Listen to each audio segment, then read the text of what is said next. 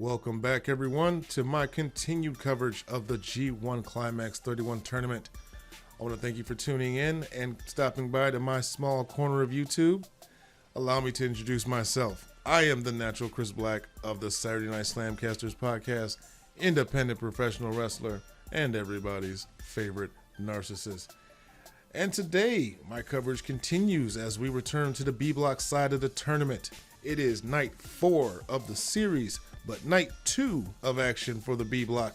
So, like I said, I don't want these videos to run too long, so let's get right to the action. Tonight we have 5 tournament matches and no undercard. So, first match we have Tanahashi defeating Heroku Goto. Goto, this match, he was the aggressor. Tanahashi wasted no time going right after leg. This match was kind of slow paced between the spots early on. I complained about this before, that Tanahashi really needs a heel to work with in his matches. Otherwise, it doesn't have as much at stake, it seems like. Goto was aggressive, but not heel aggressive. A good babyface really needs a good heel in order to be effective. And I don't know, I just wasn't that into this match. But the good thing is, this is the first match and it didn't go long. Tanahashi reverses a GTR into an inside cradle, pinning Goto, who didn't realize he was pinned and tried to kick out and pin Tanahashi, but sorry bro, Tanahashi gets them 2 points. And Goto stuck at 0 points, and according to the commentators, he has Jeff Cobb next. So Goto could potentially go 0-3 in his first 3 matches of the tournament. Not a good way to start. All right, next match. We have Bullet Club versus Bullet Club. Tama defeats Chase Owens in their match. You know, it doesn't really seem to phase Bullet Club when they end up having matches against each other. Tama offers up the 2 sweet. Chase accepts, so got some sportsmanship going on. But, you know, Chase is being cautious. He knows that things could go left at any point. I mean, Jado is in the corner, but to my surprise, this was a pretty clean match. Tama starts working on the right arm, probably trying to neutralize something. Seeing as how they are brothers in the Bullet Club, he probably knows Chase's weaknesses as well as his strengths, so who knows what he's going after by going after that arm. You know, Chase, I said before that it seems like he's going to be turning babyface sometime soon, and he is definitely wrestling like a babyface. His offense is very face-ish.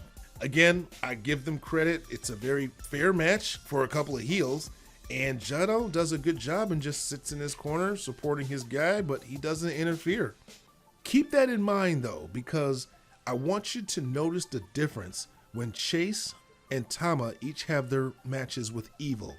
I guarantee that Dick Togo is not going to be as chill as Jado was during this match. Anyway, getting back to their match, Chase comes very close to pinning Tama, but when he goes for the package pile driver, it is reversed into the gun stun, and Tama is the one who picks up the 2 points. Afterwards, there's a show of respect and sportsmanship by Tama, and he even helps Chase to the back, so no hard feelings, it's only business. Again, you're not going to get any infighting between these 2 Bullet Club members. We'll see what happens when Evil is thrown into the mix. All right, third match. Jeff Cobb defeats Yoshi-Hashi. Yeah, my boy Yoshi. He is the tournament underdog, and I knew he really didn't stand a chance against Jeff Cobb. Cobb was looking extra confident, throwing his weight around, and by weight, I mean Yoshi-Hashi. He was definitely tossing that brother all over the ring. But Yoshi was able to find an opening at some point, and he got some offense in during the early stages of the match, you know, just to give him a little bit of shine. But, Jesus, the size advantage of Cobb is what makes a big difference in this match. But Yoshi is a top underdog for a reason. He makes you believe that he can win, but Cobb is in total control as we pass the 5-minute marks. And I'm like, God damn, it's only been 5 minutes? This beatdown gonna take a while. Yoshi, he fights back, but he just can't keep Cobb down. But shockingly, Yoshi-Hashi delivers a destroyer for a very close 3 count. You know, I didn't expect Yoshi to win, and he didn't. But after all, Cobb did lose to Yujiro Takahashi last year, the only match that Yujiro won. So a loss to Yoshi probably wouldn't have been so bad or shocking, especially this year in the tournament, but that's not what happens. Cobb was having none of that and caught Yoshi with the tour of the island and picks up another 2 points. My boy Yoshi, you need to pick up some points, bro. Next match, the fourth match of the evening. Taichi defeats Sanada. Man, this match wasn't what I thought it would be. These two have been fighting over the tag team titles over the last 2 months, and they even traded wins a couple times. Sanada and Naito won the titles, and then the Dangerous Tekkers took them back. But he has not beat Sanada in a singles match. Well, he got his victory tonight. But the match started out really slow. Taichi seemed to be taking his time. Sanada becomes a little impatient and engages first. We get a little bit of chest pumps between the two, little popping pecs between Sanada and Taichi. This leads to a test of strength attempt, but Taichi attacks first and he steals control of the match. Pretty clever, even though Taichi is working less and less as a heel, more as a kind of a tweener. But he does take his time wearing down Sanada with a couple of holds. Again, this is a very different approach for Taichi. Sanada picks up the pace when he turns things around and starts going after the knee of Taichi, possibly to neutralize his kicks.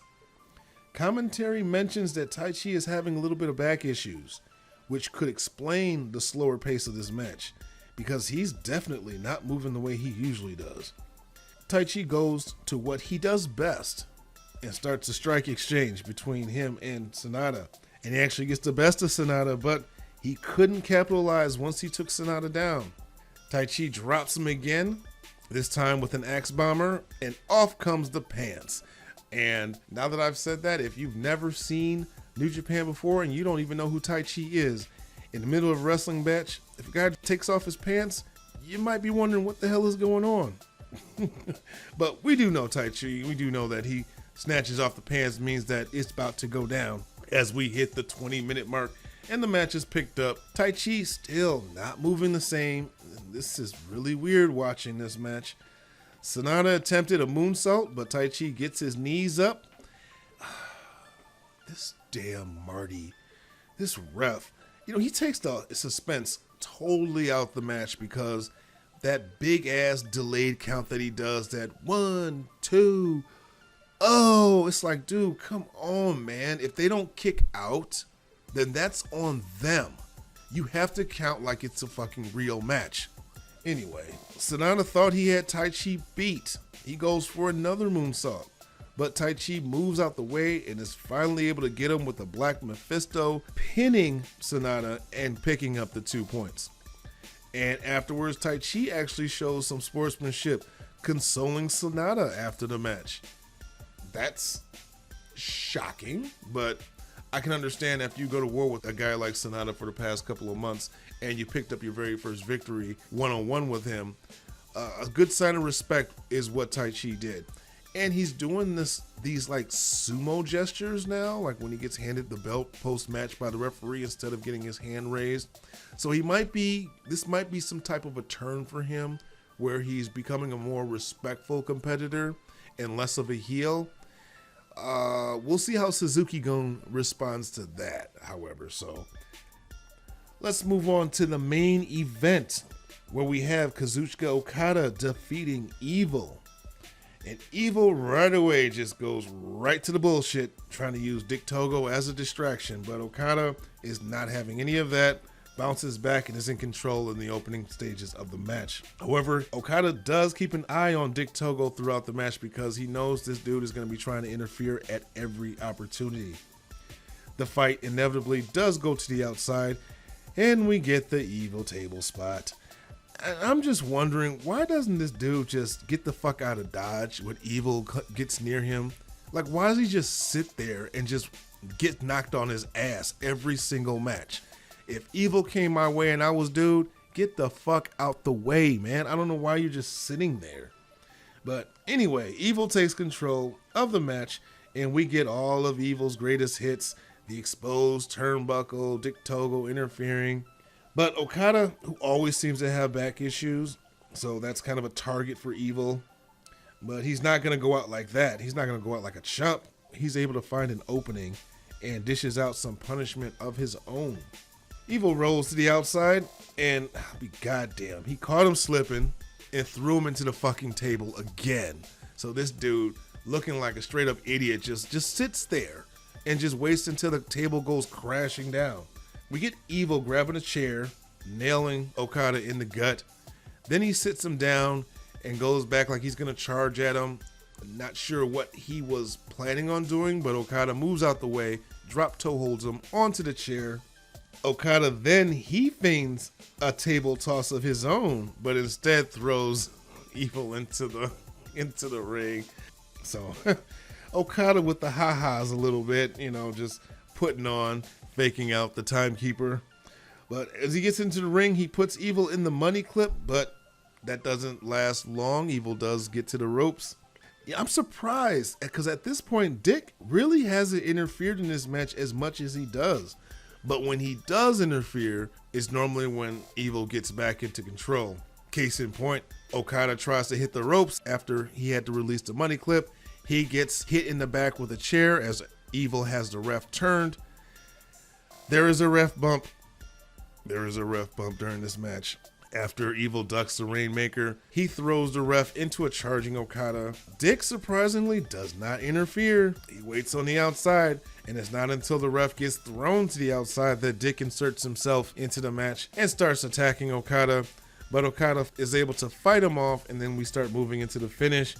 Okada gets out of an Everything is Evil, delivers an Everything is Okada, followed up by a tombstone, before finally finishing off Evil with the Rainmaker to win the match. Okada picking up 2 more points, Evil going home empty-handed tonight. Yeah, I enjoyed this match right here was a breath of fresh air because I was feeling like Evil depended way too much on Dick Togo interfering in his matches. Finally, we had almost a straight up match between him and Okada. I enjoyed it. But we'll see how the rest of the tournament goes. If you listen to my predictions, you know that I have Evil picked to win the B block. So he's going to have to turn some things around. So looking at points, we have tie for 0. Goto, Chase Owens, and Yoshi-Hashi, part of the Zero Club. Tied at 2 points, you have Tanahashi, Tama, Tonga, Evil, and SANADA. And then the 3 competitors who are tied at 4 points, Jeff Cobb, Taichi, and Okada. So at this point, it's any man's game still. Again, second night for the B block. We still have a lot of the tournament to go. There's many more points to be earned. I have to admit, tonight's matches did not have that fire behind it. I mean, not the way that we all have come to love about New Japan. But I will say that I did enjoy the Tama Tonga Chase Owens match, and I also enjoyed the main event, Okada versus Evil. So it wasn't a disappointing night. It just was not what I expected. But like I said, it's still early in the tournament. We still have lots to look forward to. So with that in mind, I'm going to go ahead and take it home. But speaking of looking forward, if you're looking forward to all of my coverage of the G1 Climax 31 tournament, be sure to hit that subscribe button, ring that notification bell. That way you are alerted every single time I upload a new episode.